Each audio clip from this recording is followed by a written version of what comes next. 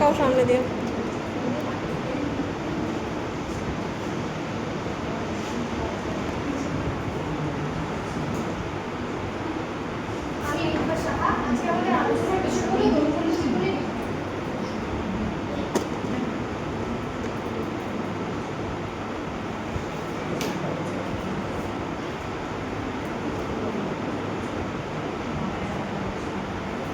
বিজ্ঞান মানব সভ্যতার অগ্রগতির অন্যতম প্রধান চালিকাশক্তি। আমাদের দৈনন্দিন জীবনে প্রায় প্রতিটা ক্ষেত্রেই বিজ্ঞানের প্রয়োগ করি।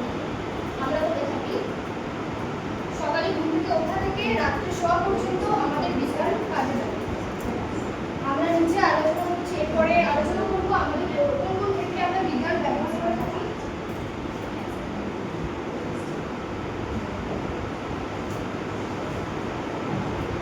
শিক্ষাক্ষেত্র, চিকিৎসা ক্ষেত্র, গৃহস্থালির কাজে, পরিবহন, যোগাযোগ, কৃষিক্ষেত্র, পরিবেশ সংরক্ষণ ইত্যাদি ক্ষেত্রে আমরা বিজ্ঞান ব্যবহার করে থাকি।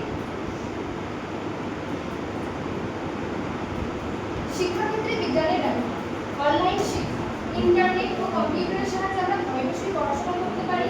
Smart classroom, smart board, projector, মাল্টিমিডিয়ার মাধ্যমে আমরা সহজেই পাঠদান করে থাকি। শিক্ষা সামগ্রী ও সংরক্ষণ, কম্পিউটার ও ক্লাউড প্রযুক্তির সাহায্যে নোট, বই ও তথ্য সংরক্ষণ করা যায়। গবেষণা ও তথ্য সংগ্রহ, ইন্টারনেটের মাধ্যমে আমরা বিভিন্ন বিষয় সম্পর্কে দ্রুত তথ্য সংগ্রহ করে থাকি। বিভিন্ন রকম পরীক্ষার ক্ষেত্রেও আমরা অনলাইন মাধ্যম ব্যবহার করি। কোনো শিক্ষার্থী ঘরে বসে বিদ্যালয়ের